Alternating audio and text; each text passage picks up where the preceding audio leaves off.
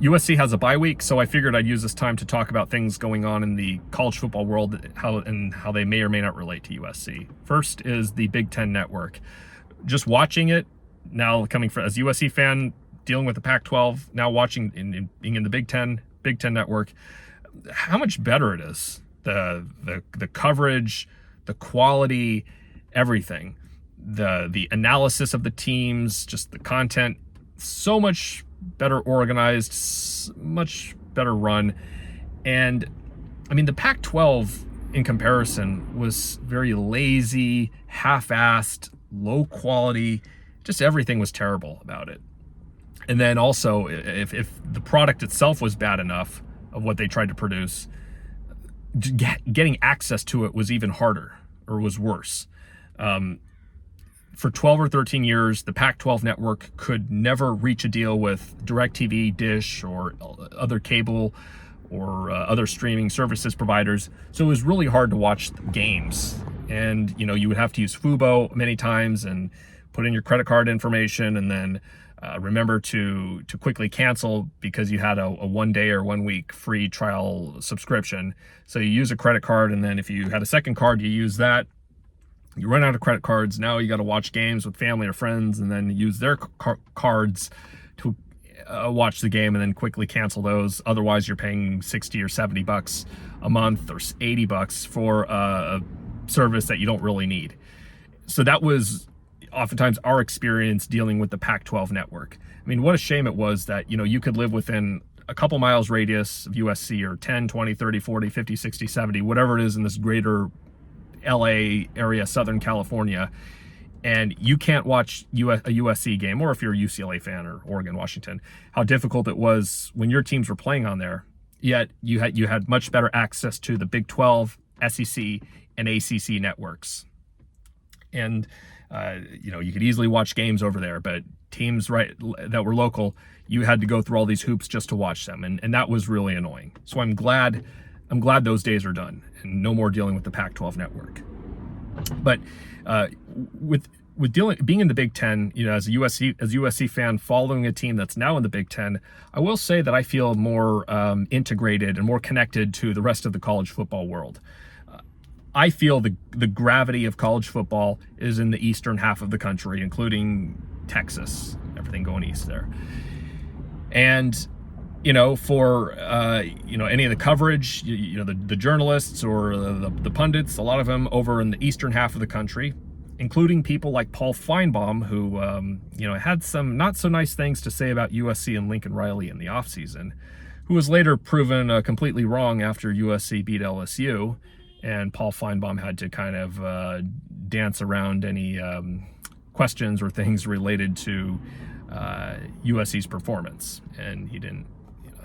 He was very wrong in that area, but I digress.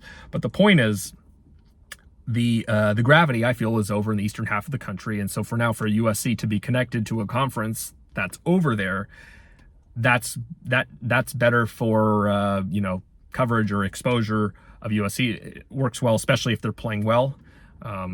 People will. Other people, in the Big Ten or that part of the country, including media, they're going to follow USC much more, and so I think that's a good thing. But also, when it was dealing with when you were dealing with the Pac-12 network, when you're dealing, being in the Pac-12, one of the problems was, the conference was so geographically isolated. And everything's on the West Coast, and that kind of, I felt like of all the major conferences, the Power 5 conferences, that made the Pac-12 a little bit kind of an outlier. It was a little different. It was geographically farther away, and people really, I felt, didn't pay as close of attention to it because many of the games could be on later in the evening on the East Coast, and by that point, people who've been watching games all day, they're exhausted. They don't really want to pay as much attention to stuff going on the West Coast. Maybe they'll check out some highlights or things like that, but they're not really closely following the games. But I feel that with, USC, or in the case of Oregon or Washington or UCLA, being now connected to the Big Ten, we're following more of the teams and the games over there, and people are following more of things going on the West Coast. So I think that's great. The integration is there. Also, I just find it to be more interesting too, to know that if I'm going to be watching Penn State play, even if they're playing a cupcake like Bowling Green, which that was a close game, but still, the fact that that game now has some more relevance to me because I know that USC is going to be playing Penn State later in the year, or whether if you're watching Nebraska or now Rutgers play, all of it has some kind of significance, and so I think that's great. It's still a little weird knowing that USC is not going to be playing Cal or Stanford every year. There's not going to be that weekender kind of trip, or they're not going to be playing Arizona or Arizona State or Colorado or Utah especially, because I felt like that that could have really developed into continued to develop more into a rivalry just based on everything that had been going on the last few years. And so for that just to kind of come to an end, I think was too bad. But still, when you're not dealing with some of these other teams on on the West Coast and not having to follow them, it's just like, well, yeah, it's a little different. But I think it's okay because now you're just more interested in all these other teams, Nebraska and Michigan, Ohio State, Penn State, Michigan State, all of them. It's kind of cool. So that's great. Now, with being in the Big Ten, of course, winning a conference championship is going to be a lot harder because now you're dealing with 18 teams versus 12 teams in the Pac-12. And of these 18 teams, you got some of the better ones from the Pac-12 that have gone in there, like now Oregon. Washington from last year did well, and UCLA is decent enough that they'll still put up a fight.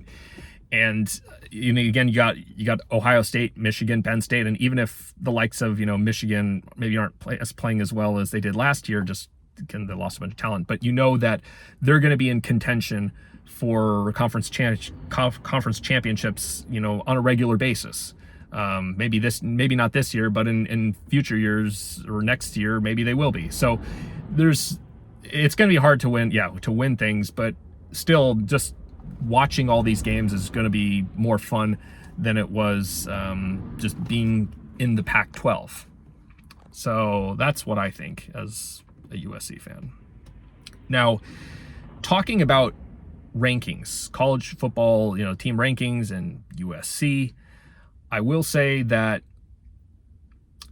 I think wherever they're ranked right now at number 11 or 12 or 13, I think that's fair. But I know there are some USC fans, fellow fans, that are kind of upset that USC is not ranked higher. And they can point to a good win against LSU and shutting out Utah State, pointing out how some of other teams, including Oregon, struggled to beat two teams from Idaho. I understand that. But for me, it's so early on in the season that if USC just continues to take care of business, the rankings will sort themselves out. And so I think it's too early right now to be getting all worked up if USC is not ranked as high as we think they should be. Also, there's a lot more football to be played.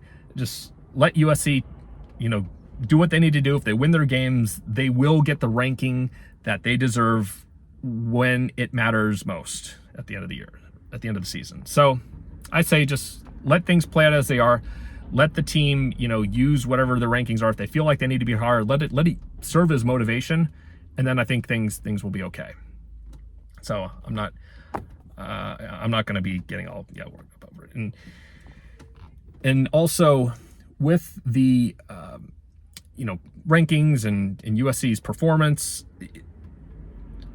they've done great so far. I would say, in these first two games, if there's any tests that they were supposed to pass, I would say they've generally passed their test. Is there more to be desired in certain areas of the game? Yes, I think the receiving game, there were, quite a few drop passes that we've seen that, we could see some better things there.